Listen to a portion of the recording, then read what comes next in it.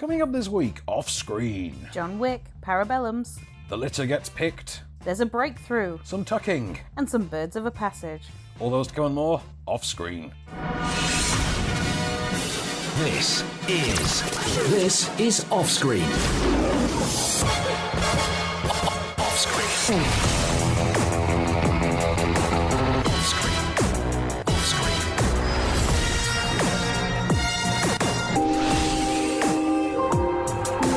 With the latest film news and reviews, this is Off Screen, the Movie Marker radio show and podcast. Welcome off screen, I'm Van Connor. I'm Kelly Needham. Welcome back, Ms. Needham. Always nice to see you. Welcome you to your proverbial cinematic home. Thank you. It's the last time Kelly Needham will be on this podcast. It is. You'll be Kelly Coulson next time, won't you? Yeah. Oh, you'll be Casey finally. So, before we get to the reviews of everything else that's out this week that isn't John Wick, Chapter 3, There's other things? Parabellums. There are other things, apparently, so we're obligated to review them. Sure. So we should get a piece of film news to get us going then. Something big, something mega, something kajunga. Something kajunga? I'm not sure I can deliver. But I'll try. What you got for me? Chris Rock. You know, that funny guy. He wasn't he funny like 20 years ago? He was funny a while ago. He's kind of disappeared a little bit. So he's dabbling in the horror world. Yeah, this seems to be a thing, isn't it, lately with comedians? Yeah, what is that? Because Danny McBride did Halloween, didn't he? And Jordan Peele, obviously, redefined horror. So it's obviously all this like pent up rage that they have from having to be funny all the time. They're like, kill some people. Every time you've heckled a stand-up comedian, you've inadvertently contributed to a horror script 10 years down the line when it all needs to come out. So he's going to reboot Saw, is that right? That's right. Okay. He's going to reboot Saw. Just let that sink in. Chris Rock is going to reboot Saw. Yeah. Well, this is the thing, because apparently it's his story. Like, he's come up with the I thought you meant like the story of his life there. Like, I found myself in a trap. Apparently he's come up with this idea out of the blue. He's been a fan apparently since it came out. All right. He's followed the series. Now, to be fair, I have as well. It is something that I understand the fan base for, because there is something darkly likable about it, isn't there? I mean, they all, once you get to like Saw 3, they all kind of mix together until totally. Jigsaw. Yeah. But like, I remember 3 when he had brain surgery, and after that, they all blend together. You could tell me anything at this point, and I believe it. I couldn't even tell you how the plot actually goes. There was like that one where the baddie and the goodie looked exactly the same to me. Yeah, and one of them's the guy from Gilmore Girls. Yeah, I know who you mean. And they were but they were both cops, but one was bad and one was good. The other one was Costas Mandalore from Picket Fences. Is that who it is? That's who it was. So this is the weird thing though. This reboot that we're going to get of the Saw series, which we kind of knew was coming on the back of Jigsaw anyway. Yeah. Like, I thought Jigsaw was the reboot. Yeah, like, me too. Like, that was the thing that was going to launch it in a different direction. Apparently Chris Rock's come up with something better.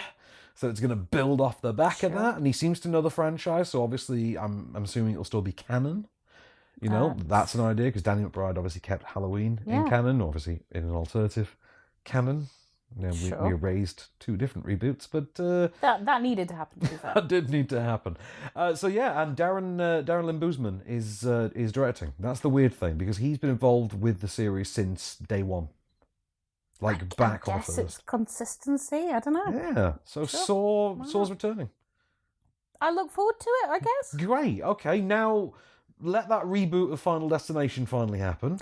Oh, that's a good idea. Yeah, that's apparently happening. We're getting it apparently. All right, I'm in for that one. Like, get those 2 franchises back every 2 years. They can split the Halloweens between them. Yeah. And that's how it works. Skip the one that was the car crash. That one was boring. Do this. That's the thing. Final Destination doesn't need continuity, does it? It just we'd watch just that movie. Yeah, just the concept. The concept's malleable enough. It can just be, random chick or random teen has vision. I'd like some investment in the characters, though. That would be nice. Yeah, but that's the challenge of the individual writer on each film, isn't it? That's down to the screenwriters. True. All right. You have to find talented people for that reason. Speaking of which, the Jordan Peele produced Twilight Zone. Just it's brilliant. I've only watched 2 episodes so far. The Kumail Nanjiani. That's the one. And then the I'm Adam guessing Scott. the Adam Scott one, yeah. But I'm really enjoying that. It's kind of like, I don't know. I never watched Twilight Zone, so I never saw that before. But it's very in your face. Yeah, More it is. I It's, expected it to be more subtle. It used to be, actually. I think it did used to be a little less jagged on the edges, a little less pointed and sharp. But I like think it. that's the Jordan Peele influence. Yeah, probably. I like it. I think that's what he's It's good. brought to it. Love it. The episode I'm watching at the moment, I was halfway through watching when I came here. Stars Jennifer Goodwin from. She's just from not Once into Upon you. a Time, and He's Just Not Into You, or something Oh, like that. and the series Ed. Oh, Wasn't I've she in never the seen TV show that. I Ed? don't know. I have no No? idea. The reason we all love Tom Cavanaugh so much. Sure. But I'll say okay, yes. I'm just saying Claire Dunphy had a life before Modern Family. I'll have you know, it was Boston Legal. Oh, God, she was in Boston. Anyway, we should probably talk movies. So, just for the record, there is an extended version of this show which includes more film news and reviews after the end credits and the moment of Cage. You can find that on any podcast platform, Apple Podcasts, Google Podcasts. You'll pick your podcast. Spotify. Spotify, yes, I'm quite into Spotify at the moment. We're on there. So, download Off Screen on there, extended podcast edition, and get more bang for the buck you didn't spend. And more waffle. Because it's free. More waffle. More waffle. So the bang for your buck is you didn't have to spend the buck. You get more content and waffles. What's not to love? What's not to love? Exactly. So, first review of the week. Let's talk about, is it Breakthrough? Were you doing It Breakthrough is, first? yeah. Tell me about this. All right, brace yourself for this. All right, okay. embraced. This is based on a true story. Okay. Oh, okay. Okay? The poster for this, I should just describe the poster for this. Yeah. It is a shot from under the water of an ice-covered lake. Oh. There has been a sort of fall through in the ice, and we're watching a teenage boy struggling to reach the surface under the water. Oh, no, I don't like that. Right. Okay, and it's called Breakthrough. You think, okay, that's a bit on the nose. Like, even if you don't know the plot, that's a little on the nose. Gives a little away. Yeah, it has a certain NBC 7 p.m. kind of feel to it. And you see the film, you find out that it's a true story. It is based on the case of an adopted teenage athlete who fell under the ice. He was dead for 45 minutes and then came back to life. Okay. As his mother was screaming to God, begging her to, restore her son. I genuinely thought you were going to say he came back as his mother then. No, he didn't. He didn't. What? I say, true story, not the Twilight Zone version.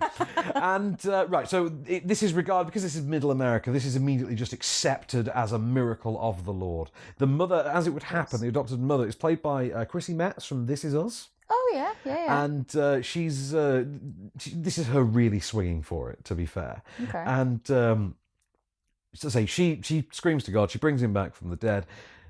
She works in the local church community alongside the local pastor, who's played by Topher Grace, who's one of those annoying pastors who wears the skinny jeans and the Lady Gaga headset cool. mic. Yeah, the one who just wears the plaid shirts, rolls up the sleeves, sits down, and he just gets down with the congregation. You know that guy? He understands the He people. gets Christian rock bands in to perform. Oh, no. You know, like Proto Topher Grace, Creed. I bet he's amazing in this. Now, the weird part is he's not likable enough to pull it off, but I'm getting ahead of myself. Right. So this miracle happens, kid comes back to life, and the story, rather than following the kid in any way, follows the lives of just a series of ensemble characters, just random characters, whose lives intersect with this boy, or they may be involved with the rescue effort, okay? Here's a clip. What's in your mind, Chief?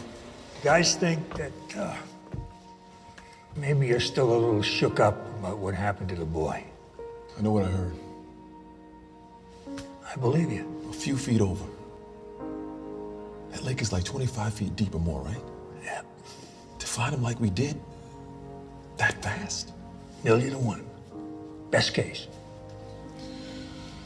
Well, the way I figure it, it's either one of two things. Either I'm nuts, Or God's talking to you. Ugh. I know, right? What the hell was that? Oh, and that's Luke Cage, man. That's what are you Mike doing, Luke Coulter. Cage?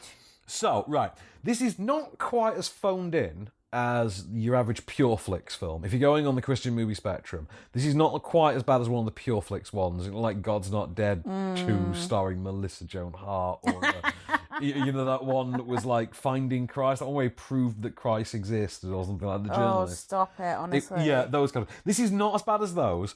This You is sure? This is about on par with the Jennifer Garner one, Miracles from Heaven. Oh, fortunately, I never saw that. Did you never see one. that one? Oh, just consider yourself blessed that you never saw it. Nah. Pun intended. Exactly. You have been anointed. You've been spared it. And also, it's less nauseating than Soul Surfer was. So there's that. Oh, God, I forgot that even existed. Yeah, remember Soul Surfer, the Christian movie that Dennis Quaid turned down G.I. Joe 2 for? That one, yeah. So, Topher Grace is not somehow against the odds. He's not quite likeable enough to pull off what's clearly intended to be the easiest audience access kind of character. The audience latch-on point. So is he the kind of consistent point apart from the drowned boy? No, not really. No, the mum tends to be. So Chrissy Metz does. And I say, she's really swinging for it.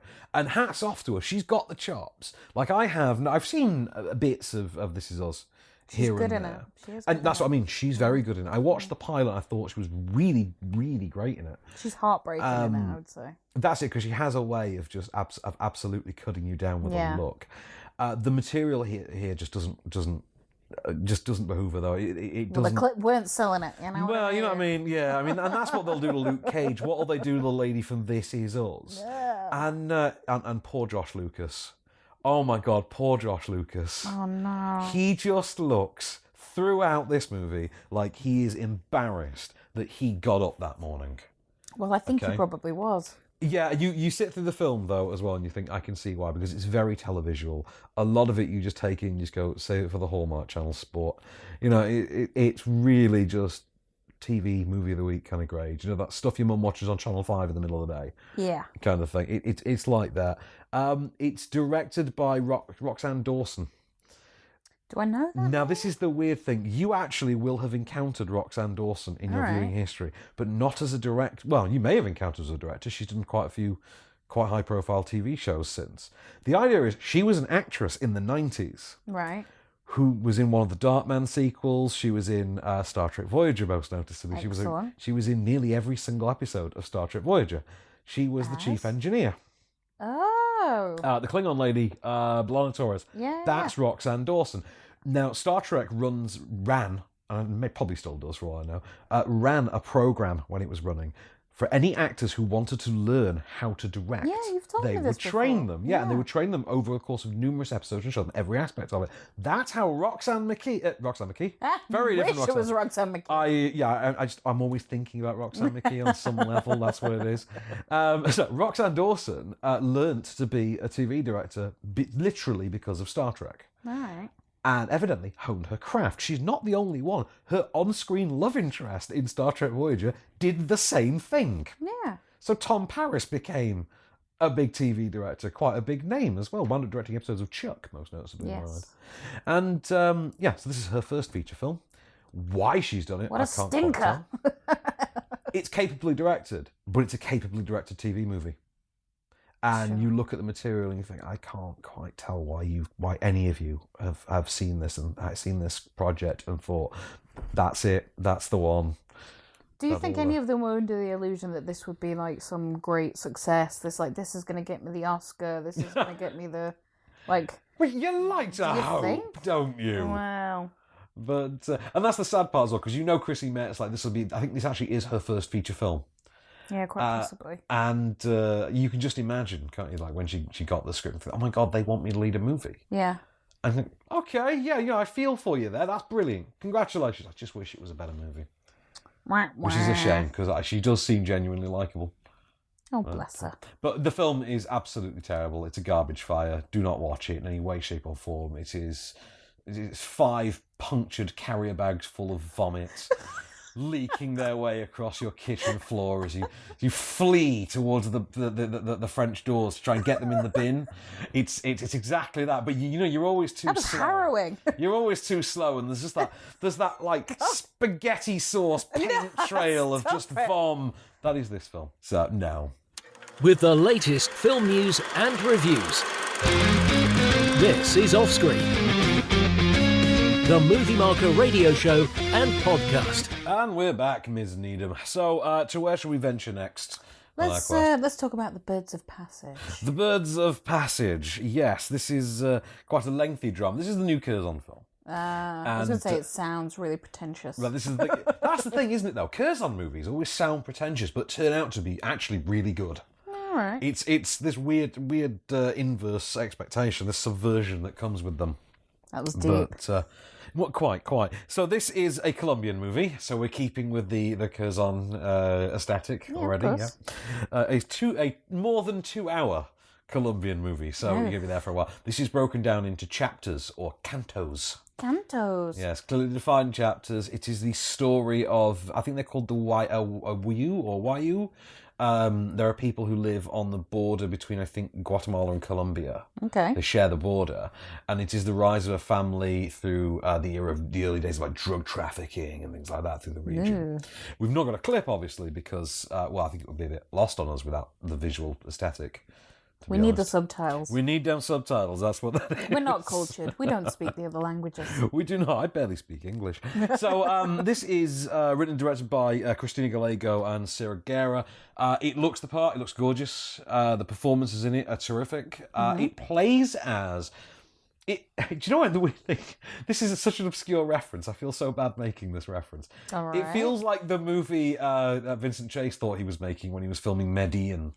But I know that went so over my head. I know. It's such a nerd reference. It's an I'm just entourage gonna be thing. Oh It's an yeah, entourage totally. thing. Yep. But it has the feeling of something deeper on the side of like Narcos, like sort of a bystander character story from Narcos that's been blown into a pretty damn good movie of its own. A canto full chapter of fun, of passaging. Built up of cantos. But yeah, I thought it was really, really gripping, actually. I thought it was a little bit overlong and some of the chapters didn't play quite as well as others. I didn't particularly pick any standout performances in there because they all seemed pretty good, actually. It's about one family then. Yeah. And it's just like the a chapters are like Godfather different family members. Like a Godfather type Tom Cruise song. Yeah. Oh, sure, why not? But yeah, so Birds of Passage or Payaros de Verano, if you want its original title. Well, if you'd have said that, I'd have known exactly you would have known what exactly you're which one I was talking talking about. Yeah. Shall we have a piece of film news before we go ahead? Then what I should we have? think you need to, really sway the masses here, and calm us all down. What's going on with Daniel Craig? Because we've heard some bad things. Oh, he got injured, didn't he? The guy's been hurt. What are we gonna do? You know what? I feel bad. I feel bad for particularly male actors now. Because, a year ago we had Mission Impossible Fallout. That's right. In which they literally left footage of Tom Cruise snapping his leg in a direction it's not meant to go, and then getting up and walking it off. And they left that in the film. Yeah, it's not... I didn't know... When I watched it, I didn't know that's what he'd done. Now that I know... If I ever see that clip, I'm like, I know, right? You just can't unsee it. Once you've spotted it, you can never unsee it after that. Well, the thing is, this is the problem with that action stars, particularly male action stars, have now. Is poor millionaires. Has Tom Cruise set a bar now that they that these keep going. Do these pampered millionaires now have to walk off actual snapped limbs? Yes, apparently they do. Yeah, true. So what happened with Daniel Craig? Because I wasn't following the story of the actual initial injury. So what actually happened to him? Well, I don't know if he actually broke it, but again, it's his ankle. And it was something around when they were filming in Jamaica. He got some sort of injury. And, of course, production had to go to a halt because, he's Bond and everything. Of course. Yeah, it's kind of hard to do a Bond movie without Bond, isn't it? Exactly. Yeah. So then, of course, there's the panic of how serious is it? Is he going to be able to get back to it? Do we need an ankle double? Do we? Well, yeah, true. Well, the good news is, it's not going to affect the film. He's returning to... He'll have had less than a week off. They'll shut the movie down for less than a week. So basically it's a glorified sprain. It sounds like a glorified sprain. Yeah. He twisted a sock, as my mum would say. That's what it is. So don't worry, Bond 25 is happening. We will get... thank God. We will get an Egyptian Bond villain, which makes me very, very happy. Oh, yeah, it's Rami Malek, isn't it? Rami Malek, baby. Oh, actually, I do. I look forward to it more now. Yeah, I finally made my dad care about the Oscars this year by telling him we could have, an Egyptian Best Actor winner. He's like, Can you do an impression of him? What was his response? Who's the Egyptian? Ryan Malek. I don't know this man. Did he expect to personally know him? I think that's how my dad sees it. He knows all famous Egyptians. I think that's how my dad sees it. Right, so next review, what have we got this week? I'm curious about this one. Tucked. Actually, this is the weird thing. I've been looking forward to talking to you about this because, and your T-shirt, you're wearing a RuPaul Drag Race T-shirt. That's correct. So you're kind of perfect for this. So, Tucked is the new film from Jamie Patterson.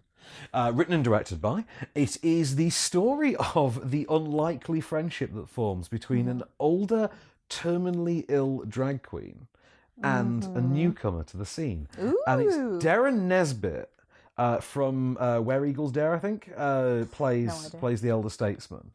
And I'm trying to remember Jacob Stevenson, I think, plays the younger one, Faith. So it's Jackie, the elder, Faith, the younger. Nice. It is. There's nothing really more complex to it than they befriend each other and they start meddling in each other's lives in little ways as their friendship increases and they start to bond and start to see the world from each other's perspective.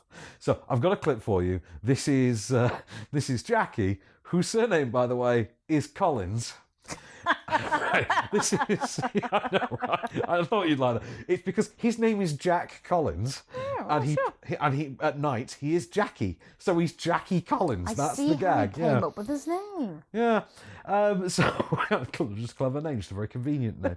This is a clip of Jackie laying down the law and explaining the rules of the drag club to Faith. Now, listen, a couple of rules you've got to know. First of all, there's no the customers. Now, I know that sounds very obvious, but I mean, you've got no idea how it happens. So whatever you've got in your panties, you just keep it in there, all right? Mm-hmm. Secondly, all your tips are your own. We don't share here. Now, generally the audience are pretty, generous as long as you give them what they want. Well, within reason, remember. What's the first rule? No the customers. Good. Now, third rule is if anybody touches you, inappropriately, you've got all the permission in the world to beat the living out of them. Fine? Everything makes sense with you? Mm-hmm. Good. But yeah, so laying down the law and... I'm surprised it's British. I know, right?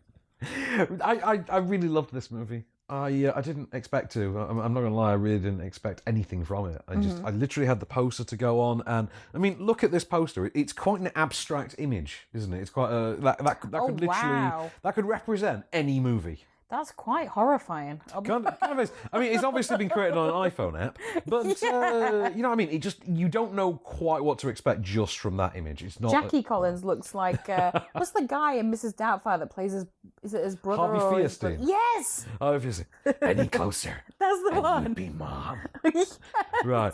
But no, I thought this was a really touching movie. It's quite rote. It's nothing you haven't seen before. But it's a movie that works entirely because of how much charm and likability it has. Yeah. And also, the script is quite sharp. Darren Nesbitt as Jackie, as Jackie/Jack, plays it almost like Dave Johns in I, Daniel Blake at times. He has those moments. It's just a terrific performance. Jordan Stevens, by the way, not Jacob Stevenson. Jordan Stevens, who plays Faith. At first I thought, this seems a bit out of place. He grew on me quite quickly. I started to like him quite a bit as well. There's a good supporting cast. There is a style to it that's like sort of the fading point of Britpop. Sort of, okay. As I call the Beetlebum era. The Beetlebum, nice. When they went to excess as the fire was dying, that point. Yeah. Yeah, generally regards like the 6 months before Diana died, those kind of points. It has a lot of that going for it, and I really dug that about it. I thought it was really funny. I thought it was really moving. I was transfixed on the movie the entire time I was watching it. I was just taking it in. I thought it was a great time. I loved the chemistry between them. I just love that central performance from Darren Nesbitt. And I'm not a fan of like RuPaul's Drag Race. I was going to say, and you're not necessarily the titled. I mean, I wouldn't say necessarily it's RuPaul Drag Race. But no, that's the thing. But... I mean, in terms of, I've never particularly been instinctively pulled into the fandom that seems to have sprung up in the last couple of years, particularly, of mainstream drag culture, because it's huge now. Oh, it is. Like RuPaul's Drag Race is like required watching now, and there's going to be a British version. I know. I heard. Yeah, that's going to be interesting. But I say it's something that's lost on me, but I do understand the kind of appeal. Because it's awesome. Yeah, but this obviously was just a movie that worked on its own grounds. Oh, nice. So I can only imagine if you have that as well, that's another level on top that you get to particularly enjoy. I will say Darren Nesbitt's drag stand-up act is just on point. That is second to none. So is this a good date movie then? I would say you could watch this as a date movie. It's an art housey film, so you will have to go to your nearest kind of showroom or Curzon if you're in like Yorkshire. Just your local art house cinema. So a bit more upscale. A little bit more. The kind where you don't get Maltesers, but you do get gluten-free sweets. And you can drink a beer in the screening. Provided it's real ale. One of those. So it's called Tucked, and it is out this weekend. With the latest film news and reviews. This is Offscreen, the Movie Marker radio show and podcast. And we're back, Ms. Needham. Shall we venture to the top 5 for this week? Yeah, go on then. Number 5. La Llorona. So The Curse of La Llorona, which is, the latest Conjuring spin-off. The secret one. This was the stealth one. And believe me, that's the most interesting thing about it, that they did that. Which, annoyingly, is something that no one's going to remember. I mean, does anyone remember now that Life was briefly peddled as a stealth Venom prequel? Yeah, remember that? Remember that was a thing? You don't remember that now, do you? And that was the most remarkable thing about Life. That will also be the most remarkable thing about La Llorona, which is just a garbage movie. I mean, it's got Linda Cardellini as the lead, and she's great in it. She delivers the best performance of any lead in any one of these spin-offs outside of the main Conjuring series. But even she can't save this. It is really phoned in. It is really ineffective.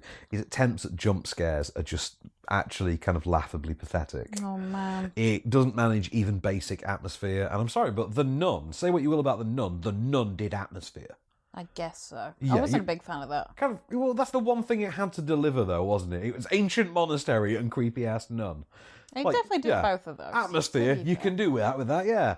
But, so Curse of La Llorona, though, garbage Not fire. so much. Garbage fire. So has anyone tweeted us? Have they seen it? Have they shared my opinion? Have they massively disagreed with me? What do they think? So Annabelle's tweeted... Annabelle, I know! At Pinchmane, and she says, The Curse of La Llorona was pretty good until that ending. I don't even remember what that ending was. I'm intrigued. Number 4. Long Shot.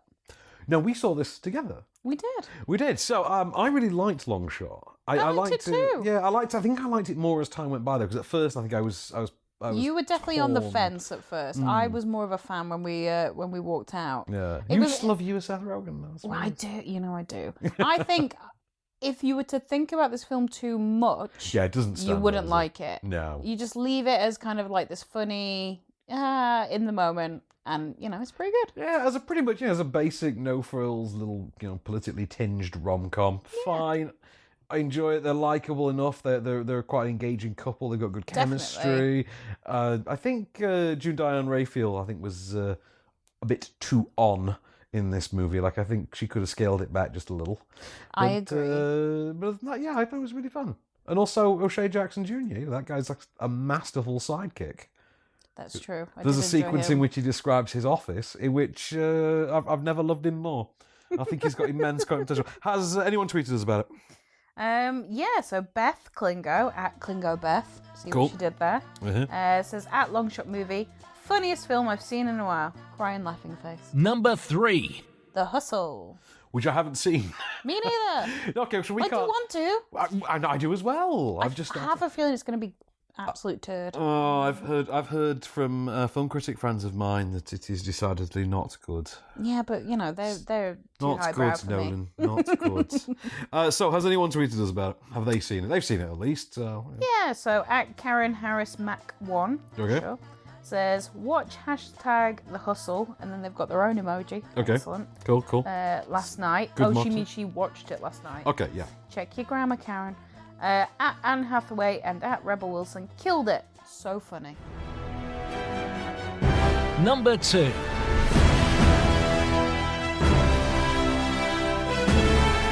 Avengers Endgame. Which I loved. I know you loved. Oh, so good. I mean, the spoiler band's down, but we're not really going to be. We're not going to be nasty Thanos about it. still demands our silence. Thanos demands at least basic courtesy, I think. Yes, I agree. But it's awesome. it is. It's a great movie. I think its level of characterization is genuinely impressive for the scale of action and set piece that it puts alongside it. I like the way the film is not so much a film with a 3-act structure so much as it is a performance piece of 3 single stories connected by a thread. Yeah, I guess and I it is. like that because they're different films entirely, those 3. And I love that. Don't get me wrong, I would have watched an entire 2.5-hour movie of just the first third of this. Yes. Because I love the idea of an MCU version of The Leftovers. It was heartbreaking. Like, I want to see a Disney Plus series. I don't need any heroes in it. I just want to see like how the world reacted to that. You know, Yeah, a but world I in imagine which... that'd be quite, after a while, you'd be like, I can't handle another episode of that. Yeah, but wouldn't you want to live in a world where Jeremy Renner was like a masked serial killer? No, who'd have thought? I mean, good for him. Yeah. Good for Paul Rudd. Paul Rudd, he gets a good time in this one. Has anybody tweeted us about it? Yep, so Uncle B-Hawk, Okay. him, says, tempted to see at Avengers Endgame one more time. Well, you and me both, buddy. You and me both. Number 1. Pokemon Detective Pikachu. Which I really enjoyed. Oh, I really want to see it. I think it's so good. It is child-friendly Deadpool. That's really what it is. So basically, imagine Who Framed Roger Rabbit, but Roger Rabbit is child-friendly Deadpool, who looks like Pikachu. And he's so cute. Okay, that's it. That's this movie. It's a lot of fun. Absolutely go and see it. Don't worry about having to be a Pokemon fan, because I'm decidedly not a Pokemon fan, didn't know anything about Pokemon. You will just love it, and it tells you enough to get on with it and enjoy it, and it's a good time. It really is. You'll see it. You'll enjoy it. Of course I will. Let's not be silly. Yeah. So has anyone tweeted? Yeah, I mean, strap in, because this one is a bit of a mouthful. Okay. So at Mystic Arcane says, Detective Pikachu was good. Excellent. I like someone who's succinct and to the point sometimes. So can I give you the greatest piece of film news of your lifetime? All right. Because I think they've made a movie concept that's just got Kelly Needham written all over it. All right. So, okay. Joe and Anthony Russo, who, of course, made a certain independent film recently, Avenging the Ending of the Game. No, I never heard of it. Yeah, they're going to produce a buddy cop action comedy. Okay. Which is going to star Tiffany Haddish and Chris Hemsworth. What? And in this movie, Chris Hemsworth will play a detective who goes undercover to crack a series of baffling casino heists in which the prime suspects are a troupe of Australian male erotic dancers. Oh my God. I'm so pleased right now. Come on, imagine this movie. So it's Miss Congeniality, but Magic Mike. This is the Magic Mike we all wanted. That is, isn't it? Mr. Congeniality. Oh, I'm just in on this. Is that what it's called? No. Oh no, you're going to love the title. All right. It's called Down Undercover. Oh my God. So pleased. The greatest thing, isn't So it? pleased right now. Just tell me it's soon. It is in active development, so it should be out within the next 2 to 3 years. 2 or 3? I want it 2 to now. 3. Might be next year. We don't know. I need a clip There's not a immediately. release date yet. Oh, God, imagine the Instagram videos when Chris Hemsworth starts training for that. I can't wait. So, can we do another quick review then? It's not a big movie, so we can't really say too much about it, but Pick of the Litter is out this week. Intriguing. It Right. sounds like dogs. It is dogs. It is dogs, All right. and it is a litter. It is a documentary that chronicles the raising and training of one specific designated litter of a guide dog puppies. So they get raised, they get adopted by families, and basically as they are raised, they are trained through a regimented program that takes, months and years. There are stages to it, and if dogs don't pass certain stages, they're put back into training, and then they're tried again, and if they don't, then I was really scared of what you were going to say if they didn't pass. and if they don't, they just get sort of put up for adoption as just regular old normal dogs. And it is about sort of the fates of these dogs, where they wind up with, who they wind up with, but it's also as much about the families raising them and the emotional bonds that the families form with these dogs, who the guide dog service can phone them at a moment's notice and say, right, she's going into the breeding facility tomorrow, so say goodbye to her, thanks for the last 8 months. Like that. So are these they're not the families that the dog will end up with? No, these are the families that raise them to train them to be guide dogs. Yeah, we've not got a clip for it. It's too much. But it is quite cloy. It's something kind of sugar-coated, kind of a Nat Geo documentary, okay. I'd say, kind of like that. Yeah. Has a certain iMovie-ish kind of look to it, you know what I mean? Like an iMovie test reel. It is very cute. It is, and they do play the emotional heartstrings with some basic emotional manipulation with the dog, you know what I mean? Yes. Like emotional beats of, having to take this dog off this family. No. Yeah, It's too much. I burst into tears. Of course you did. No, this is the thing. I counted. I burst into tears 8 times in this. 8 times? 8 times. It is an hour and 20 minutes long. Oh no, It is like 5 hatchies. No. Imagine sitting through 5 hatchies in an hour and 20 minutes. I'm going to definitely recommend this to my mum. I can never watch it when Lola is in the house, obviously. She barks at other dogs on the TV. And also you would smother her with your love. That's it. I did want to cuddle her the entire way through this movie. I was very moved by it. But only on a very basic televisual documentary kind of a level. Yeah. But, it did absolutely work for me. I did stick it for it because it was engaging. It was interesting. And I was invested in seeing where these puppies wind up. Who doesn't want to see cute puppies, a monster wind up that's in their... who. Exactly. So that's Pick of the Litter, out this week. With the latest film news and reviews. This is Offscreen, the Movie Marker radio show and podcast. Back for one last ride, Ms. Needham. So, I like to save the best for last. Sometimes. Well, okay, so I'm going to save you some suspense. I have saved the best for last. So, Shocker there. I am talking, of course, of John Wick, Chapter 3-Parabellum. Parabellum? Otherwise known forevermore, I think, as just John Wick 3, because that's all it's ever getting called. What is a parabellum? Parabellum is Latin. It means prepare for war. And it's interesting you asked that because I did notice, I was going over a roundabout earlier, I did notice on the side of a bus that was waiting on another junction, that there was an advert that's just said John Wick Chapter 3, prepare for war, as if it was the tagline. I thought, actually, that's kind of clever because it is also the subtitle, but yeah, okay. If you want to say that's clever, then good for you, Van. Look, there's an entire marketing team that now speaks a word of Latin. Cool. Good for you guys. Yeah, Parabellum.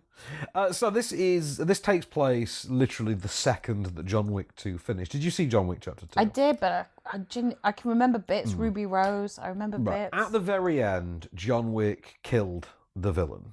He killed the villain, but he had to do it. He did it out of rage on continental grounds. Yes. The hallowed grounds of the assassin world, this hotel around which this series increasingly seems to centre. The kind of sanctuary. Yeah, the sanctuary place, but there's no killing in the sanctuary. That's one of the rules. By violating that rule, John Wick has become excommunicado. His life is forfeit. He has murdered a member of the high table of the world of assassins, basically the government of assassins. Sure. And as a result, $14 million is placed on his head. Every assassin in the world is now out to get John Wick. Weren't they anyway? They were for different reasons. But the whole thing was, before it was a smaller contract, like it wasn't going to be everyone. Now it can be literally the entire world. And he doesn't have access to the armory or the doctor or, any of the stuff that he had before. His underworld contacts are useless to him. Or are they? Because John, using the hour he has to spare, sets out on a new mission, which is to utilise the few remaining favours he can call in to basically climb his way up through the underworld to the High Master himself, to basically try and buy his freedom. Now, we've got a clip. This is of John Wick asking one of these former allies, played by Halle Berry, to hook him up with her former employer. So another rung along the way. You do realize that I'm management now, right? I'm not service anymore, John, so I don't go around shooting people in the head. I'm not asking you to kill anyone. I just need you to get me to him. To who? Your old boss. You want to kill Barada? I'm not gonna kill him. I just need to talk. What could he possibly give to you? Guidance. All right, Halle Berry, sounding hard. And she is a bit in this. You wouldn't think it. Halle Berry Sassy. actually kind of blew me away briefly in this. She's got wish. She's got these badass guard dogs that you've never done seen. Like they're incredible. I saw them in the trailer. Yeah, they're her dogs. Yeah, they're specifically her dogs. about that. And if you're wondering, by the way, John Wick's dog is fine through this. God, thank He's God. absolutely fine. He's never in danger. He's fine. Okay, I think his name is still Dog at this stage. Well, that's, irrelevant. But Halle Berry manages to keep up with Keanu Reeves. Now, that is no mean feat, because the dude is still really in this. There's lots of amazing action beats in this, and watching Keanu Reeves power through them. And there are a lot of unbroken shots. Nice. You just think, I don't know what this guy's running on, but I want some. The intensity he brings to it is rivaled only by, I think, a really well-balanced level of nuance that he gives the performance. Because Who'd have thought as well? yeah, I know. John Wick has always been kind of a blank canvas. This movie tries to give him some backstory, and actually Reeves does manage to sell it. I never cared about the character in the last movie. I did in the first, but I didn't really care about him in John Wick 2. His internal arc, stuff like that, didn't faze me at all. Yeah. I wasn't in it. We were in it for the action. Yeah, you were in it for the action. Here, they've done away with a bit of the mythology, largely by manifesting it in the form of a single person, who is played by Asia Kate Dillon from Billions. They play Taylor Mason in the villain, one of the current villains of Billions. Pass. A villain. A villain. Yeah. But and Jason Mantzoukas is in this, which is awesome. I love Zooks. He also gets to deliver a line. I think it's his first line in the film, which you just know is going to be quoted on episodes of How Did This Get Made forever. You also know that he's just insane as a person. Oh, clearly, yeah. He never he's the plays Brooklyn a Nine-Nine character. Yeah, he is. He's the He Brooklyn doesn't play a Nine-Nine character. guy. He just plays himself. But yeah, totally. So yeah, Reeves great, Halle Berry great, Nice. Ian McShane a lot of fun as always. Lance Reddick still absolutely my boy. I love Lance Reddick so much. I'm all about Lance Reddick. And Asia Kate Dillon, but also Mark Dacascos. Who's that? As well. Mark Dacascos is an Asian American actor who has done so many of these action movies where he turns up as the kung fu villain. Oh. Think of things like Cradle to the Grave and stuff. Must we? Yeah, and like Crying Freeman and things like that. He came sort of out of the mid-90s kind of wave. When the mid-90s, about that point, the manga became a thing. Yeah. And Hong Kong action started ramping up. This, though, gorgeous to look at, as these movies always are. They are. Really well realised, really well shot, really You well can actually see staged. what's happening in these films. Yeah. We'll say this is the most gruesome of the three. They have Ooh, excellent. noticeably crept this up. There is a point in this movie in which John Wick kills a man with a book. Now, I tell you that with the full knowledge that that isn't even in the top 20 things you will remember about this movie when you come out of it. The movie is 2 hours, 10 minutes long. There is no post-credit sequence, by the way, so don't stick around. And 2 hours and 10 minutes after you sit down to watch this movie, you come out, there are 20 things you are going to remember about this movie before you remember that early on in the first 10 minutes, you watched Keanu Reeves kill another human being with a book. Oh, this sounds awesome. It's brilliant. I loved it. I think it's better than 2. I think it's a bigger, bolder movie than 1. It doesn't float my boat quite as much as 1 did. I think 1 is just... Surely it can't. That's an all-timer. But I think it's an absolutely brilliant sequel. This is the perfect John Wick sequel. It is not quite as closed off a sort of trilogy closer as you'd think either, by the way. So they're kind of leaving it open then? It's not part 3 of 3.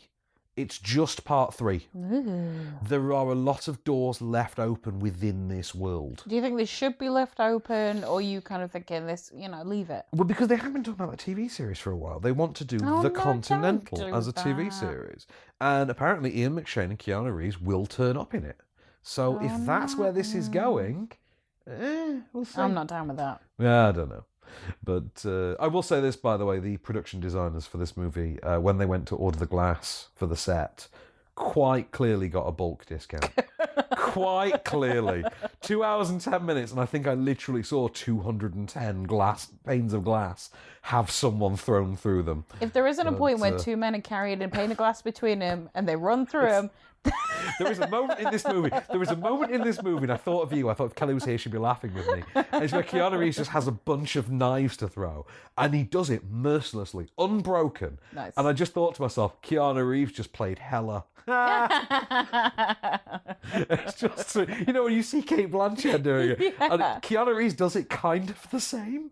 Maybe he was inspired. Yeah, I absolutely loved it. I think it was an absolutely brilliant threequel. So That sounds good. Yeah, all out ride. Absolutely see it. It's great. Excellent. And hats off to Lance Reddick. Love seeing him in movies. I'll get a room. So yeah, that is my film of the week. That is absolutely film of the week for me. I'm shocked by that. I know, imagine the odds that would turn out to be the best movie of this week. Next week, though, is a strong-ass week. It is. Oh, my God. Right, I want to point out, next week we're going to review Booksmart, okay, which is Olivia Wilde's directorial debut, starring Beanie Feldstein, Jonah Hill's sister. Yes. And, which I saw her a couple of weeks ago, and I've really been looking forward to talking about it. You'd enjoy it very much, by the way, because it literally is the female version of Superbad. Nice. But, we've got that. But that comes out on Monday the 27th, I think. Oh. Which is the bank holiday, isn't it? The bank holiday Monday? It Right, is. so because of that, we'll just review it on next week's show. Because we're within the window, and within the week of release window. We get told when we can and can't review films. All right, next week then. Yeah, so we'll do it next week anyway. And we're going to do that. Because you've got no other good films to Yeah, talk we'll about. do that because there's nothing else out. Yeah, it's not like Rocket Man's out. What? Is it? Who? Rocket, yeah. Never heard of it. It's about that guy. Went to the moon, Apollo Creed. Oh, yeah. Yeah. Okay. We've got XY Chelsea next week. We've got the documentary John McEnroe, In the Realm of Perfection, which you just know he titled himself. You know he himself came up with that title. I mean, it's not like Secret Life of Pets 2. Might be next week. No. Couldn't be that at all. No, perish the thought. And it's not at all like there is a live-action adaptation of my favourite Disney movie next week. Oh, I'm so excited. I can't wait. I it's can't gonna be wait. crap. I don't know. I think there's enough we haven't seen that it could surprise. Yeah, well, you liked Beauty and the Beast more than me, so maybe. Well, that's true, but that's I really got into it. But I'm doing this. I think I'm doing like a weekend morning screen. I think it's Saturday morning. I'm seeing this. Taking the nephew along to Leicester Square to watch this one. Have we even said what it is? Aladdin. Aladdin. It is Aladdin. Aladdin's Mina out. Masood takes on the. Is it a waistcoat? Purple waistcoat. Yes, technically. Although he gets a shirt. Why does he What's get a that shirt? all about? I'll tell you. Do you know if Aladdin was a You know what it is? It's because he's got nipples. Yeah, that's what it is. If Aladdin were a female character, he'd be in a crop top. Just an open vest. Would just be. That's what it'd be. It would be, true. it'd be nipple tassels, effectively. Yeah, but basically. yeah, and also Mina Masood has nipples. Aladdin never did. He never did. Bless him. So, but They yeah. changed too much. Hashtag not my Aladdin. But yeah, so we got all those to come and more next week off screen. In the meanwhile, this has been a Candy Store production from Movie Market. I've been Van Connor, I've been La Llorona. and we shall be. Just show me the way to get out of here, and I'll be on my way. You've been listening to Offscreen. For more movie news, reviews, and more, visit moviemarker.co.uk. Okay, everybody, that's a wrap. Podcast extras. Yes, tons of news to get through. Tons. Tons and tons. You're going to have to lead the way on this. I've got maybe like one thing that I can Okay, contribute. let's see. They finally have a release date for Jojo Rabbit, the Taika Waititi movie in which he plays a young boy's imaginary friend who is also Adolf Hitler. I don't even know how to react. This is a comedy. I was literally speechless then. Like, oh, this is not visual medium. Kelly, say something. Scarlett Johansson stars in it as the boy's single mum. All right, I'm up for that. So yeah, that's happening. When are we expecting that? Need to prepare Just the for kind of that thing you hear about every day. October 18th. I think that might just be American, but yeah. Let's see what else we've got. In the meanwhile, the sequel to Den of Thieves. Do you remember Den of Thieves was barely out a week? It had made enough money internationally, and they thought, well, we're going to make a sequel. Didn't matter that it then obviously opened to really terrible reviews. It bombed. Yeah. I think it was on Netflix in about a month. I feel like it went to Netflix before it even came out of the cinema. So That's how quick. I'll read you the actual blurb here. So obviously, Gerard Butler and O'Shea Jackson Jr. are coming back. Mm-hmm. Okay, as well. Hang on. So Curtis 50 Cent Jackson. He will return. As he's needed. Christian Gudegast, who directed, he's returning, and we have a title. Right, I'll just read the blurb. The follow-up, entitled Den of Thieves 2, Pantera, sees Gerard Butler... Sorry? Parabellum, yeah, but Pantera, really. Sees Butler's Big Nick Flanagan on the hunt for a group of sophisticated bank robbers on the streets of Europe. He's also getting closer to capturing Donnie, who has become caught up in the world of diamond thieves and the Panther Mafia. I love that it says on the streets of Europe. Like, that's just like, like a city. On the streets of Europe. I think he was in London at the end of the first movie. I think we actually saw that he'd gone to London. He was still doing diamond stuff. He's on the streets of Europe. So, if we talked about Chris Rock, that is the weirdest thing ever, isn't it? So strange. I mean, I'm up for it, but so strange. Bill Murray has said he's up for doing a cameo in Ghostbusters 3. His quote being, "Well, I did the reboot, didn't I?" I just don't understand. Like, I know people didn't like the reboot that much, and I think I'm in the minority when I said I enjoyed it. Like, are we pretending it didn't exist now? Is that the thing? It doesn't seem to be canon, does it? Like, I think that seems to be the idea, that it's not canon anymore. It's its own thing. Okay. Yeah, we're ignoring it the way that the new Terminator movie is ignoring anything after Terminator 2. Well, quite rightly. Or the way that Halloween ignored everything except the original Halloween. Again, quite rightly. Well, yeah, but although, I have a soft spot for, wasn't Exhibit, was it? Busta Rhymes. Drop kicking Michael Myers down a flight of stairs. I totally forgot about that Did you one. forget that happened? Whilst, who was it watched? Tyra Banks. Whilst Tyra Banks looked on from the monitors. I was thinking Kelly Rowland, but she's in Freddy vs. Jason. I almost said Naomi Campbell. It's because Tyra Banks is in sort of fashion and modelling, isn't she? And so is Tyra Banks. Yeah. That's why. Also, they were big around the same time, weren't they? When they were sort of late 90s. Oh, don't say that, because they'll both beat you up. Oh, okay, fair enough. Don't compare them. I know nothing of, So, Disney have made a purchase that doesn't have any immediate effect on us, but eventually could seriously affect the world. Have they now actually bought the world? Because that seems to be... It's on the cards. They have bought out. This was a deal that was in the works, I think about a week ago. It was rumoured that it was going to happen. Case and I think spoke about it. And it's now gone ahead. So Disney have made a deal with Comcast, which is effectively Universal, to buy them out entirely of Hulu, the US catch-up service. Which like weird. Which includes content from so many different providers, including Universal, who have apparently no intention of removing their catch-up shows from there. However, Universal are down the line launching their own streaming platform, so we shall see. Okay. But Disney now have a catch-up service to go with their streaming service. When is Disney Plus coming? End of this year. I know. Long. I want my Loki series already, man. I just want my Disney fix every day. Every single day. Speaking of Disney, the only news I can contribute, and even that I don't know too much about. Go on. But apparently they're going to make Cruella. Yeah, it's a thing. Emma Stone. Emma Thompson. Yeah, but Emma Stone is... What? Hang on. Right, okay. Cruella is a prequel. It is set in 60s London. Yeah, I knew that bit. It is to be directed by Craig Gillespie, who did I, Tonya and The Finest Hours. And the villain will be an older woman who is a lot more Cruella-like. Oh, I see. Who somehow makes our young, sexy Cruella into... Oh, so Emma Stone is Cruella DeVille. Well, she's not called Cruella. She's called something else. That's a name she's going to adopt down the line or something. Oh, no, I don't. This is too much. But yeah, there was a short list of actresses for the villain of this, and it was like Nicole Kidman. And I just kind of accepted that Emma Thompson would be Cruella DeVille, though, even though I knew it was meant to be set earlier. Thompson would be an amazing Cruella DeVille. Exactly.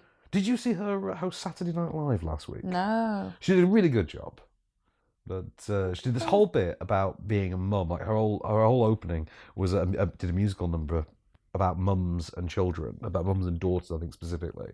And she got Tina Fey and Amy Poehler to join her as well, and the three of them did it all together. And it was really good.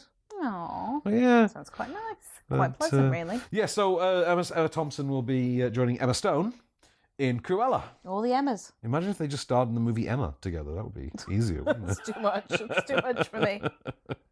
I think that would work. Should we stick with Disney a moment and Disney Plus? Always. Right. So there is a project that was intended for Disney Plus that has now been decided to become an actual theatrical release. They've decided now, at this stage in its development, you know what? This is sounding pretty good. Let's take it theatrical. Incidentally, that happened with Toy Story 2, because the Toy Story sequels were meant to be direct-to-DVD. Oh, were they? They were, yeah. Well, Toy Story 2, let's be fair, that probably should have been. Oh, how dare you? Toy Story 2 is an amazing movie. It's the worst one. No, it is not. It's the worst one. How dare you? The Toy Story movies get better as they go on, so technically speaking, the first one is the worst one. Oh, wash your mouth out. So anyway, movie that they decided was not worth just dumping to streaming, but actually sticking in theatres, is going to be not a reboot, but what's being called a legacy sequel. Oh. So think the National Lampoon's Vacation reboot. Kind of a legacy sequel. I see what you mean, yeah. Cleverly enough, Tron Legacy would probably be a better example, wouldn't it? Where it's just the son. The son I don't of. want to talk about Tron Legacy. We'll stick with the Vacation one. So this is going to star Josh Gad. Ooh. And it is going to be a legacy sequel to, is it a 3-part film series that started life in 1989 under director Joe Johnston and set the bar for special effects when it was released. Do you know what I'm talking about? No, but I know I'm going to be really annoyed as soon as you say it. Honey, I Shrunk the Kids. Yep. My God! Josh Gad is going to be the grown-up version of the son. No way! Yeah.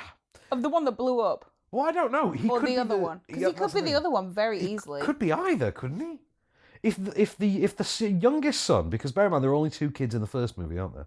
There's 2, yeah, there's the son and the daughter in the first one. It's revealed she's pregnant at the end of the first movie, and then she has the baby in the second movie. But then the daughter's not in the second one. It's just the older son and the little baby son. The little baby who then becomes the kid who got blown up. Yeah. Blown up. Yeah. Not like literally blown up. Became grows. giant. He's big. He's a big baby. He could be. So basically, No, I think he's too. Josh Gad could too be the young kid. to be the older kid. He must be the baby. Basically, is he the kid born in 1981 or 1989? Quite right. Yeah. Yeah. Question. So. Either way, I'm excited. Yeah. Especially nowadays. I mean, you get good effects on that. You give it sort of Jumanji Welcome to the Jungle like sensibility. Oh yeah. I'm in.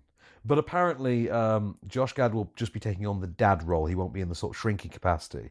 The actual plot, bearing in mind it's a legacy sequel, is going to basically revisit the plot of the first movie. Excellent. In which the teenage kids and the neighbours' teenage kids get accidentally shrunk and go on the everything is big adventure. I need to watch that film now.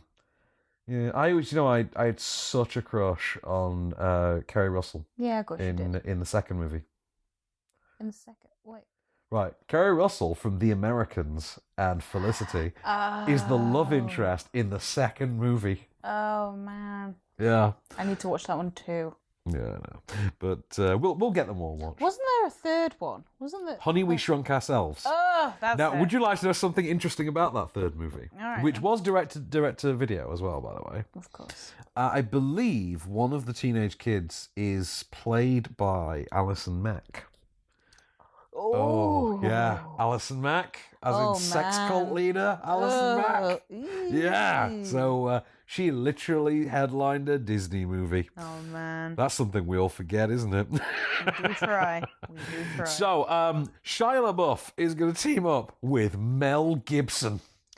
Oh, my God. Yep, it's going to be a black comedy directed by John S. Baird. Now, John S. Baird, if you don't know, brought us Stan and Ollie and a movie I really like called Filth with James McAvoy. You know the one? I never saw that one, but I did want to. Right. The movie is called Rothschild, which has already got people kicking off on Twitter because it's a Jewish name, Rothschild. So I was gonna say, Mel is it a Gibson giraffe? stars in Rothschild is... Yeah, it's raising some questions. Mm-hmm. So it is going to be a dark and comedic look at the super rich of New York. Mel Gibson's going to play the patriarch of a wealthy family. Shia LaBeouf is going to be the son of a former Rothschild family wife who eloped with a jazz musician. That sounds needlessly complex, doesn't it? I was going to say that is far too much. Yeah. But it sounds awful, whatever it is. It sounds horrific. It's being sold at Cannes, so we'll see on that one. Very strange. My Menachem Golem used to fund his entire year off Cannes. You know, I have this fascination with Cannon films. Mm-hmm. Right, have you seen the Cannon Films documentary? No. Right, you gotta watch it. I'll hook it up for you. You gotta watch this documentary, Okay. Electric Boogaloo, it's called. Ooh. Cannon Films. Do you know about Cannon Films? No, not really. Cannon Films sort of came up in the 60s, 70s, 80s kind of thing, and at one point they were just the go-to film company for cheap exploitation B-movie type things. Mm-hmm. They were doing mockbusters before mockbusters were a thing. Before Asylum. Yeah, you know, they would try and do sort of cheap knockoff equivalent movies, things Yeah. like that. You know, like their version of Rocky was to just go and pay Sylvester Stallone an obscene amount of money to make Over the Top, the arm wrestling truck driver movie. Ah. Which is awesome and technically one of the best movies ever made. So it's but slightly that's more neither here nor classy than Asylum. there. They made Breaking and Breaking 2 Electric Boogaloo. So, you know, they made Superman 4, you know, when they started getting really naff. Oh, yeah. Yeah, movies like that. But great movie. But he was the master of doing the Roger Corman thing of I'll just go and get as much money as I can, and then you have to cut all corners possible and make this movie. And he would go to Cannes literally with a poster. That's all he would have. He would have a poster with a star's name on it and a title that basically sold the pitch. And that's what he would do. And he would just wine and dine people. Sounds and get like a them genius. Get them to invest in movies based solely on this poster. What would your poster be? What would my poster be? Yeah. Steven Seagal, the janitor. They took his daughter. Now he'll mop the floor with them. Oh, you came up with that so easily. It's my dream project. That's my passion project. That's my white whale, Morty. That's my series art. That's my McNugget dipping sauce. Speaking of which, incidentally, Rick and Morty. I know it's not technically film, but these days the lines are so blurred that I feel we can get away with it. Come on, it's blurry. Right. Rick and Morty season 4 is coming. It's this year. It's going to be in November. I can't wait. I've really missed it. I really have, and I watch Rick and Morty to death. It is something I can just put 3 episodes on back to back, even though there's only 30 episodes of it. Do you know, I haven't watched it for ages because I'm trying to get to the point where when I rewatch it, I go, oh, I forgot about that. Oh, I forgot about that. That's where I'm trying to get to. There is a complexity to the writing that I think makes it very rewatchable. It does. Even something like the Meeseeks episode. Makes me feel stupid sometimes too. I don't know, that's the thing, isn't it? There you go and you learn. So here's a weird one for you. Jermaine Clement. Yes. Actually sounded like him as well, so I love the hipsterish picture that's come with this. He has been cast in the Avatar sequels. Oh. Yeah. He's going to play Dr. Garvin, a marine biologist stationed on Pandora. Now, bear in mind, we had already been told that the ocean will become a big factor in these movies because, God forbid, James Cameron can open a mailbox without it being somehow about a goddamn ocean. We get it, Jim. We get it. You think dry land sucks. We get it. It's fine. If you want to go and build your ocean palace, floating Drac style, like from Spy Who Loved Me, go and do it. Just stop pretending to be a filmmaker about it. Nobody needs 4 Avatar sequels. Go get a room with the ocean already. Just go and fuck the ocean, man. Well, I guess that'll be interesting. I mean, presumably that's a bit of a side character and not the main. You would imagine, wouldn't you? I still want to know how Sigourney Weaver's apparently coming back into it, but anyway. So Rami Malek. That guy. That unknown actor who rose to prominence in that movie about a guy. Yeah, he's going to star with. He's going to star alongside Denzel Washington in a movie. Denzel. He's still going. Still going, man. And it's a movie called Little Things. It's for Warner Brothers. And to be honest, when you get the words Warner Brothers and thriller in the same sentence, the 90s boy in me just perked right up. Yeah. Because that's when movies were movies. For me. Why don't they make those anymore? They do occasionally. I remember when, what's the Sandra Bullock PR thriller? Oh, I don't know. Called Our Brand is Crisis. Ooh. A couple of years ago with her and Billy Bob Thornton. And I remember watching that and thinking, it's weird that if this opened in 1997, it would probably have been number 1 at the box office that weekend. Whereas now it probably won't even make the top 10. It's a shame. So they are still making the films, it's just that we've moved on. It's just that we don't appreciate them.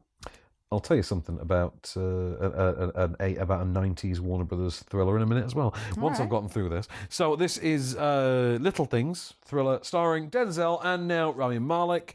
Rami Malek's going to play an astute young detective who teams up with a veteran deputy sheriff on the hunt for a serial killer. Ooh, I'm in. I know, right? I'm totally in. Denzel and Rami Malek hunt a serial killer. That sounds amazing. Take my money, man. It's like, take my money. That's like Chris Hemsworth goes undercover with just Point Break with male strippers. I so can't wait for that. I mean, really, that if they didn't pitch it like that, it's Point Break with male strippers and Chris Hemsworth. I like to imagine it's that guy going around Cannes with a poster with Chris Hemsworth. He's just literally photoshopped Chris Hemsworth into the Magic Mike poster. Exactly. With a gun. With a gun. Yeah, that's literally... And there was like Tiffany Haddish peering over his shoulder. With a grapefruit. Yeah, something like that. She's holding like a cucumber and 2 lemons. Wow, we just marketed that movie for them. You're welcome. You're welcome, chaps. I assume, chaps, I don't want to assume that women came up with it because it seems too obvious. No, it's definitely a man thing, that. I feel like if that movie were written by like 2 gay male co-writers, it would be perfect. And we thank you. Yeah, that would be, wouldn't it? So tell me about the 90s thriller thing. 90s thriller thing, right? So in the 90s, when Warner Brothers were making Outbreak, they had a rival project. I think I've told Case this before. They had a rival project on the go at, I forget which studio, I think Columbia off the top of my head, or maybe Fox, that was going to be directed by Ridley Scott, called The Hot Zone, starring Robert Redford. And it was going to be like basically the same exact kind of a thing. Right? Only theirs was based in things that had actually happened and then spun with some kind of fictional elements. Although Outbreak arguably has the same thing. Now, that movie never happened. It died on the vine and it sat on a shelf and sat there for many years. Yeah. And Outbreak, when it got released, then turned up with a weird number of elements that seem to have been added afterwards that had been lifted directly from the Hot Zone, including the airborne bit. Where the movie theater gets infected. Yeah. Like that had come from the Hot Zone. And it's always been a weird source of contention. But the Hot Zone is now happening. It is happening as an event series on, I think, National Geographic, of all things. What? And it's like next week. It's going to star Noah Emmerich in the role that would have been played by Robert Redford, so a bit of a climb down, admittedly. And Juliana Margulies of The Good Wife. Oh! Yes, so Oh, we're finally going to see this thing brought to life. I can't wait. Well, Yeah. 90s van will be very pleased. 90s van will be incredibly pleased. So, this is the thing. A friend of mine went to see Avengers Endgame the other day. She went to The View in Islington. Okay. Right across from Angel Station. I've been there a few times. It's generally very nice. All right. And perfectly well run. And it's better than The View in Cambridge. Anyway, can't stand that View in Cambridge. Boo! Boo! Boo to The View in Cambridge. Boo to The View! You suck. I'll find a better multiplex. Anyway, I've beef with them. But their automated ticket system is for nothing. Anyway, a friend of mine goes to View in Islington to see Avengers Endgame. Bear in mind, it's like mid-May. Is it mid-May? It is mid-May, isn't it now? It's 16th, yeah. So it's like mid-May. So she's gone like this previous weekend, middle of the month. Film's been out for what, 2-3 weeks? Something like that. Yeah, she somehow managed to avoid all spoilers before this. Oh, that's some good going, That's to be some fair. good going, yeah. She gets in the cinema, Spider-Man trailer comes on. Yep. You're joking! Spider-Man trailer comes on before Endgame. That is almost as bad. In fact, it's probably just as bad as when I went to see The Force Awakens. Yeah. And as I walked through the revolving doors at the front of SeaWorld, a group of teenage boys were walking out and said, I can't believe Han Solo dies. What? Yep. You can imagine the expletives that came out of my mouth at Yes, that I can exact imagine point, that. directed right at them. John had to hold me back from going all the way round the revolving doors and back out again just so I could go after them. Yeah, I can imagine. I've seen how you deal with spoilers. I had someone sat next to us in Starbucks while we were waiting to see Rogue One. Now, I'd already seen it at a press show the night before, but I was kind of out with the family kind of thing to see. It was the family screening, and it also happened to be on, I think, the actual opening night. We sat in Starbucks, and some guy next to us starts talking about how great the reveal is at the end of And at that point, I had to lean over and shush them. It's like, no, stop. Right? I know what you're talking about, so I know to stop you. These people do not have a clue. Shut up. It's like when John and I walked out of Endgame, we had to just kind of say, right, we just can't speak to each other. Until we get to our car, we cannot speak to each other because I don't want to risk being that person that somebody else accidentally overhears as they go in. Just like, it's not that hard, people. Just shut up. I know, just right? Shut up.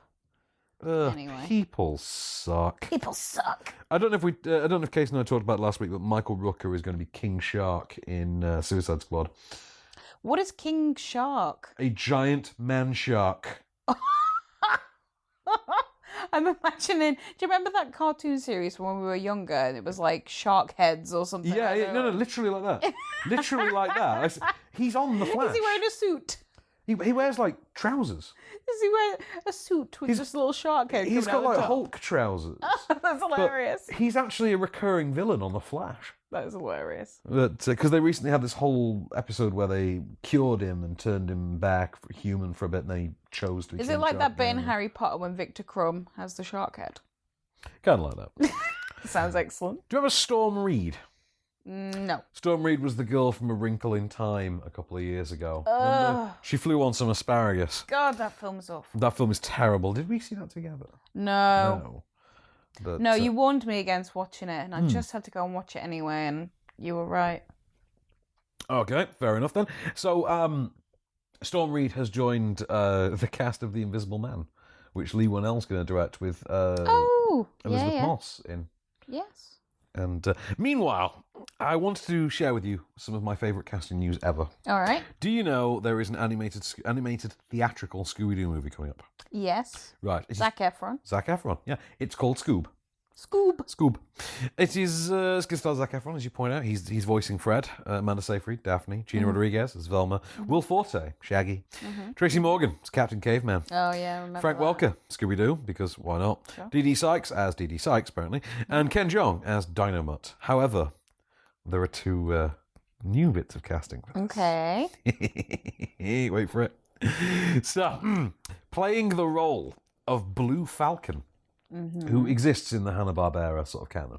Okay. Mark Wahlberg. Ooh. And this is my favourite ever bit of casting. Dick Dastardly. Yeah, as in Dastardly and Muttley. Uh-huh. Jason Isaacs. What? Jason Isaacs is voicing Dick Dastardly. That's amazing. Now, I can't wait. Like, give me like Seth Rogen or Bill Hader as Muttley. Yes. And I'm in. That is awesome. But that yeah, so sounds good. Scoob, that's coming out May I'm good that it's May next animated. year. Yeah, I like that it's animated. No, I like I'm that it's animated. gutted.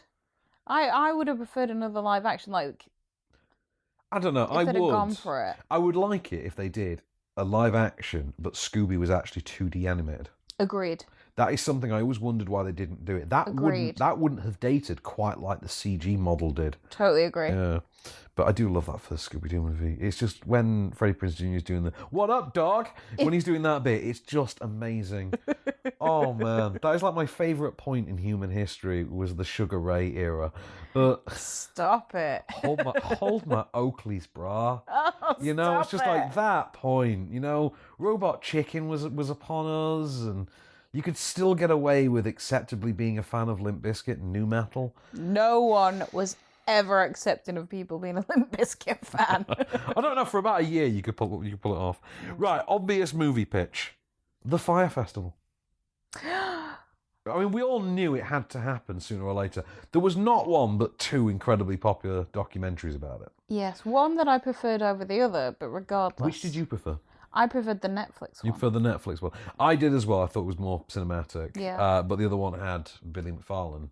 It did. So, yeah. All right. So, right. I prefer when he wasn't a real person, though. Well, there is that. So we are getting a narrative film, though. It out had of to happen, to We be are. fair. What a story.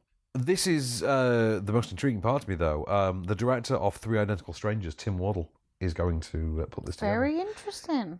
Which I'm incredibly intrigued by, because I Yeah. thought Three Identical Strangers was a tremendous film. One of the best movies of last year. Really good. John particularly loved it. Oh, did he actually see it? He's never told me. Yeah, he really loved it. I liked it. He loved it. Yeah, it was. I just thought it was a really good story, and it was Very well really done. well told. Very well And I told. love that as you learned more about what happened, it just got creepier and more mysterious. It just got more and more batshit. It did, didn't it?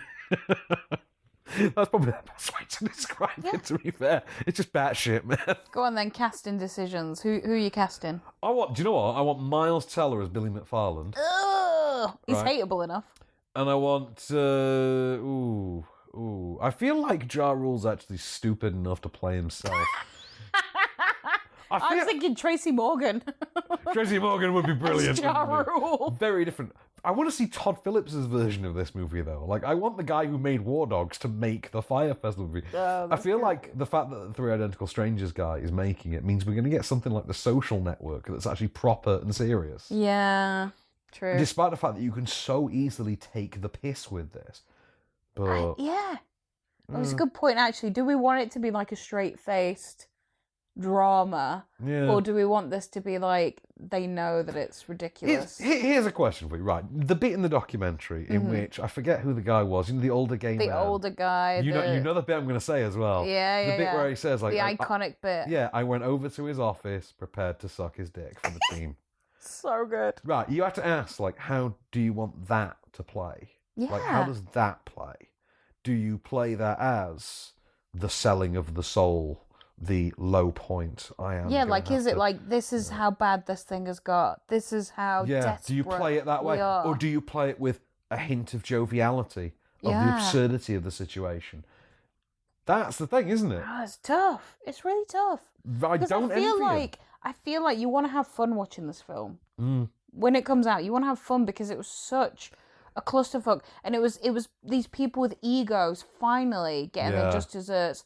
And a lot of people lost a lot of money and stuff, but you also kind of don't care because they're these rich kids that it's like you shouldn't have been spending that much money going to a festival anyway. Yeah, who sees an Insta ad and drops that amount of cash? Like, oh yeah, it's just a quarter of a mil to go and stay in this hut while we went to a festival. It Like, was you kind of are like, I'm so pleased that this didn't turn out how you wanted, and that's horrible. I know it's purely out. I know, but like you say, there's a certain sense of just desserts, isn't there? Exactly.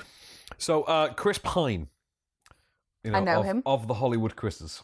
Of one of the Chris's. Who is the best Chris at the moment, in your opinion? Who's currently topping the Chris category for you? I tend to go up and down between Hemsworth and Pratt, but it's Hemsworth because Pratt is just too preachy sometimes. Yeah, you know what? I think he overdoes it with the churchy bit. Yeah.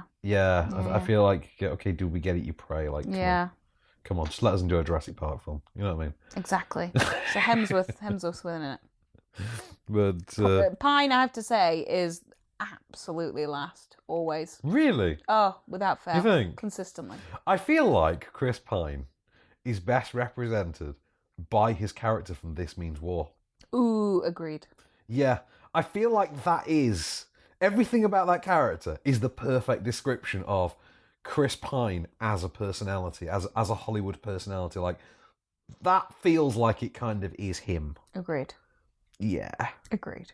Like, God, that film sucked. Not terrible. I like This Means War. I like it too, but it sucks. Oh, it does suck. But you know what? I watch it on telly all the time. Oh my God, fucking Chelsea Handler, I hate you so much. Like, you are ruining this film. Everything about you is destroying this film. And it's a terrible film. I know. But... There we go. But you're right, yeah, that is Chris Pine. And anyway, the ending when she picks Chris Pine over Tom Hardy. Spoilers, like, come on. Bitch, what's wrong with you? I know. But anyway, yeah, what sorry. were you trying to tell me about him? Oh yeah, Chris Pine has he's got a role in a movie that's being described as a non-stop action thriller. Ooh. It's called Violence of Action. Oh no, that is a terrible title. I know, it's a really shit title, isn't it? That's so bad. That I can't really even. is. I can't, honestly. That is horrific. Ah, that's like this Soldiers of Vengeance. Fork of metal. Oh, that is terrible. Can of drink. You know what I mean? It is that kind of logic. It just feels like they were sat in the pitch meeting and it was like untitled Chris Pine vehicle. And it was like, just throw out words. Come on, just throw out words now. And they literally, it's like, like fridge magnets. Yeah. Where they just put them all the words Mad and they Libs, were just, isn't it? just moving them around and I'm like, aha. I feel like Got you it. Cards Against Humanity to this. Yes, that's exactly it. Do you remember when The Heat was officially referred to as untitled Sandra Bullock, Melissa McCarthy female buddy cop comedy? Yes, I do. Those were simpler times. They were. I still don't understand why they changed the title. We got shit-faced during that screening. The Heat is so good. I still think that's an awesome film. When we had that screening, it was an FDA press day. And it was the last screening of the evening, and all of the sort of, I would say the younger, more hobby-based bloggers had sort of gone for the evening. Like, they'd all gone out to get food. It'd been a long day for them. They weren't used to seeing multiple films back to back. And they'd all gone off for the night, and we watched The Heat. And they left the bar open for us. And every time someone got up to go back to the bar, people would just shout out drinks orders at them, and they'd just come back with a massive tray. I feel like that's quite a good way to watch that film. Yeah, because the staff had all sort of left for these, but they left all the beers and everything on the table that's for us. dangerous. With you there? With me there, I know. But it was like me and Mosby and Tony Earnshaw. We were just coming back with like these big circular trays with like 15 beers on and handing them out. And it was great. That was a great time. It was a terrific movie, though. It's a very good film. It was. It's a lot of fun. I love Bill Burr in that movie. Yes. Is it Bill Burr? Who else is among the brothers? The guy that's in Friends. Michael Rappaport. Yes. Michael Rappaport, one of them. Michael Rappaport. Oh, God. Michael Rappaport. Yes, and one of them's like Saturday Night Live, Studio 60 kind of guy as well, the younger one. I know, Taron Gillam. What was his name? He's one of the... I think he's in it as well. He's in it, but Taron Killam. Taron Killam? He's one of the cops. Like, there's the other cops undercover, and there's the guy that's like albino. Yes, there is. Yeah. Yeah, I know, guy. I love him so much. Yeah. But I just remember the scene when they're all the brothers around the table. It's like, you a narc? Are you a narc? Are you not a narc? I'm speaking with an accent. But Bill Burr in that, he's just so good. It's true. But, It's very true. not quite as good as when he what's the he just gets into a fight at the end for no reason. Oh, it's Daddy's Home? Daddy's Home. Yes. Daddy's Home. I was He going to say starts fighting for no reason. Stepdads. That is not what it's It's called. not stepdads, although it might as well be. But yeah, so Chris Pine's going to star in Violence of Action. Oh, move Brilliant on. title. No way. Pine plays James Reed, an involuntarily discharged former Marine.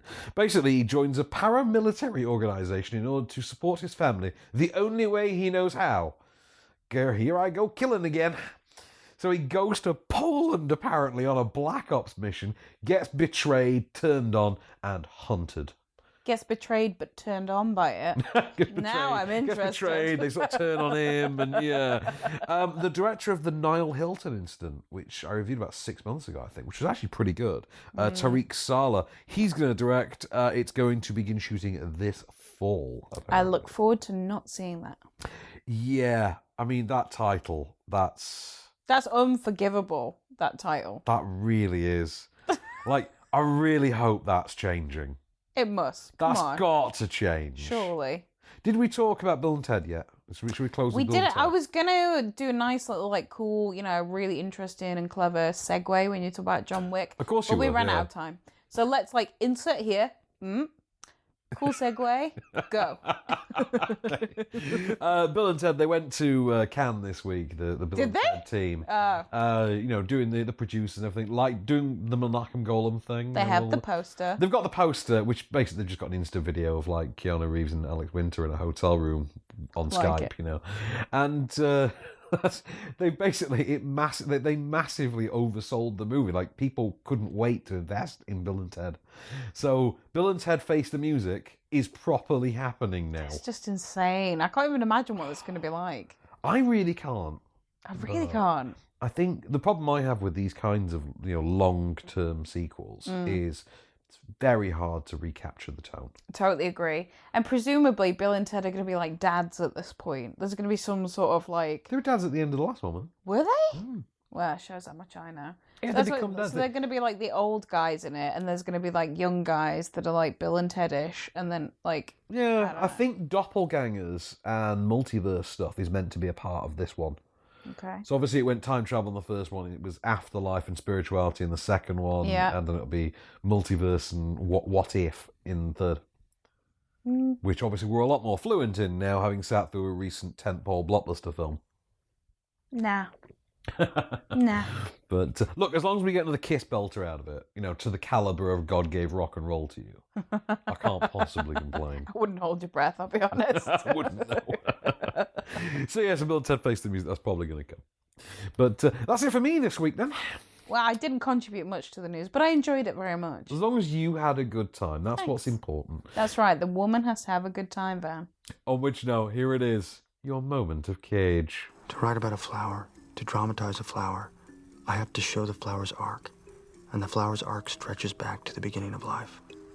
How did this flower get here? What was its journey?